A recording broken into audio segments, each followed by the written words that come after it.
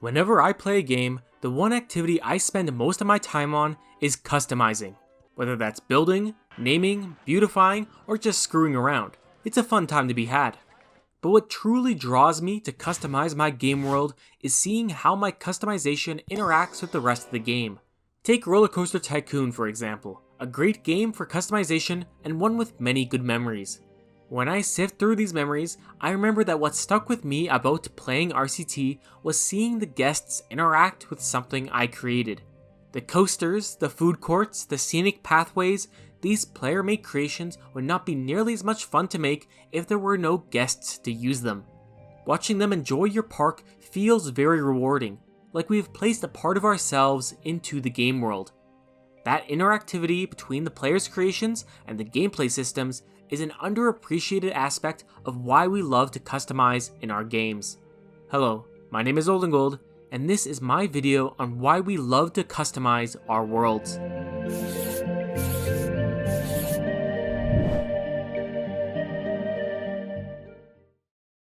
Customizing, creating, and decorating are gameplay staples in nearly every genre, and it's easy to see why. Personalizing is important to a lot of players, whether in the literal sense of recreating yourself in a character creator, building a base to your unique taste, or even optimizing a competitive build to your own strengths and preferences. At the core of this behavior is the desire for individuality, connection, and the primal creativity which characterizes modernity. Like the ancient humans who painted their handprints on the walls of caves, we find joy in seeing a reflection of ourselves in our creation. The only difference today is that our cave walls are in binary. Okay, it's not the best analogy, physical art still exists, but my point is that our desire to create runs very deep and remains so today. This is the biggest reason why we customize our games, but there is a missing factor. Let's bring us back to my youth and that masterpiece of a theme park simulator. I don't think it is any secret that I adored Roller Coaster Tycoon. The building and customizing gave me a sense of fulfillment before I could even spell the word. I played it every chance I could get, but since my copy of the game was actually my grandparents', my access was limited. So I explored other games to find one that made me feel the same way RCT did. For a long time, I couldn't find one. This is partly because I didn't know what I wanted or how to describe it. The other games I was playing were the various cereal box games my family had collected and flash games on Lego.com, and while the latter were straight fire, they were not what I was looking for. RCT had something about it which made building and customizing the world a blast. That missing factor I couldn't put into words. Thankfully, I was in for a revelation along with every other child of the 2010s. A little indie game called Minecraft had been released. This was it, I thought. Another game to satisfy that customizing itch. Which it did. All the primary creative appeals are here and implemented better than most, and yet still something felt missing. Only when I tried to build a town, a real proper town, did I realize what factor this was. Early Minecraft was a lonely game. Before villagers, the closest things to people were the zombies.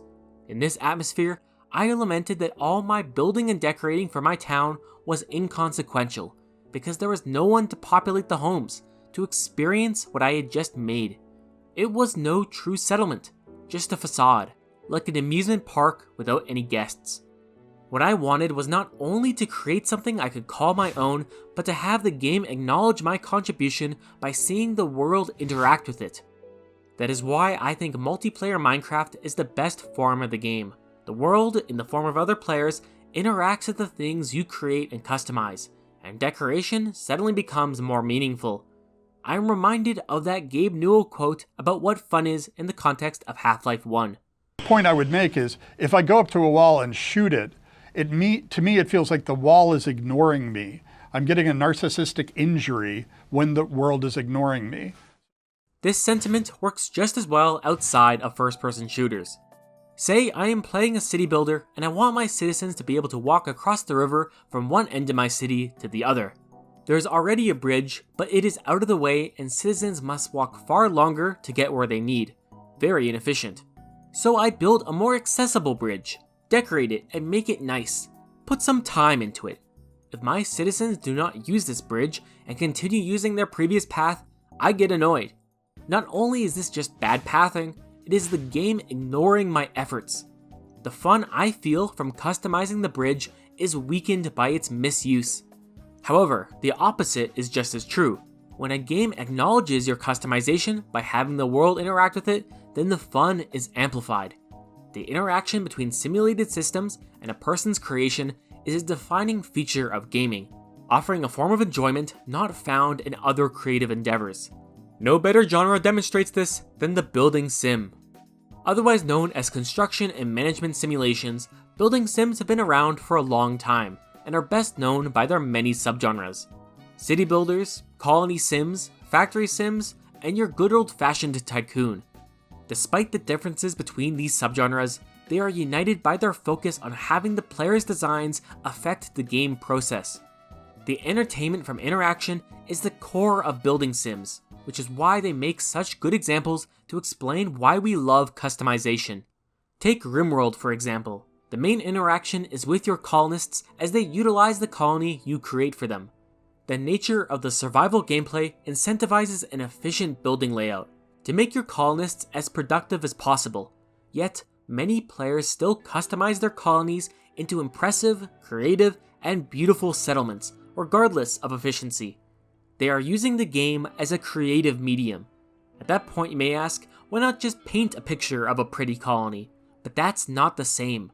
These players are compelled to customize, create, and decorate these worlds precisely because colonists use them.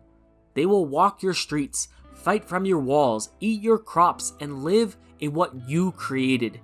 That feeling is not easily found outside of these games. Of course, creating the best, most efficient colony is also a way of customizing the game world. The entertainment players feel from building and designing better bases, testing defense layouts, is only fun thanks to the game interacting with those creations. Without it, buildings are simply models of their intended function, but with it, the gears start moving and your creation comes alive. Like RimWorld, Farthest Frontier is a game that can shed some light on why we customize. It's a fellow building sim, a city builder and resource manager in the same vein as Banished and Kingdoms Reborn, and quite good at that. The important effect it shows us is how decoration becomes more meaningful through its interactions with gameplay. Most city builders have a decoration tab in their building menu, where you can place all the trees, flowers, and statues your heart desires.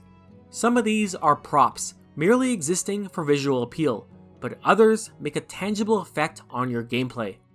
The decorations in Farthest Frontier, for example, improve the desirability of houses around them, necessary for upgrading them to higher tiers. The nicer the area, the nicer the house. This ties our natural inclination to customize the game world with progress in the gameplay, making us want to do more of both. And after you've done all that decorating, you can watch your citizens use these amenities you've built as they go about their routines, leaving a bustling townscape to unfold around you. Which, in my opinion, is what makes building sims so much fun. Another game where decorations have a gameplay effect is one we are already very familiar with, Roller Coaster Tycoon.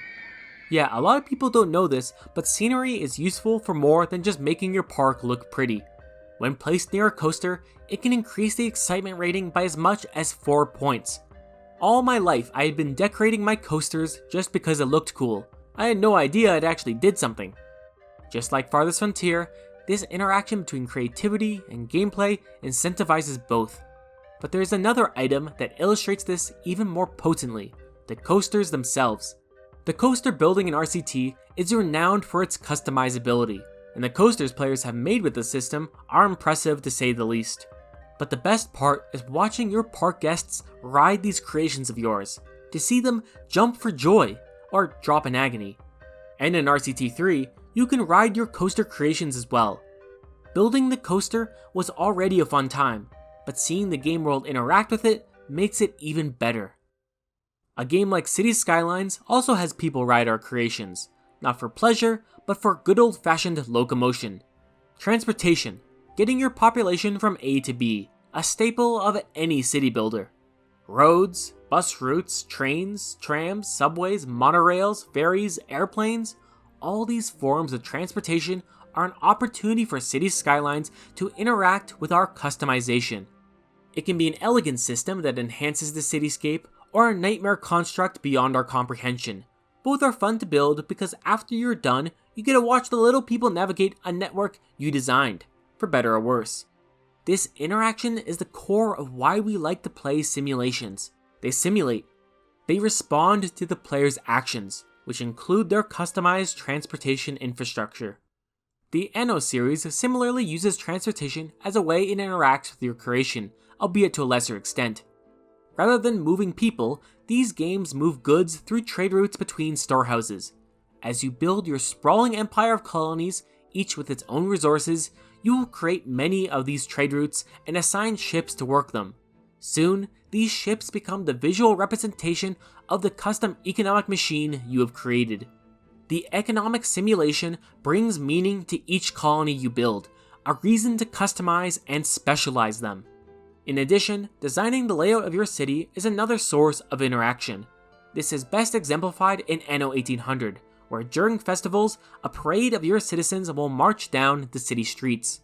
Seeing your population out in celebration, navigating the streets and avenues you created, makes your city feel alive, and is plain fun to watch. These festivals only occur at high happiness, so to achieve that, you are pushed to make your cities beautiful and full of amenities. The attractiveness system further reinforces this goal. All these things serve to make those parades look and feel even better. It's a reward for putting care into your city, and what says you care more than customizing? In making this video, I hope to make sense of my customizing habits when I play games, particularly building sims. It's a fun activity, no doubt about that, but why? If my clumsy repetition hasn't made it clear enough, my answer to that question, and this video as a whole, is interaction. The interaction between our contributions and the game world is why we love to customize, to see our mark on the world. It isn't the only reason. We humans are intrinsically artistic, and anyone who has seen a university student's laptop knows that we cannot help but decorate. But the unique medium of gaming provides a different motivator that compels us to create and customize. The joy of interactivity. I'm Oldengold. Like and subscribe if you want, and thank you for watching.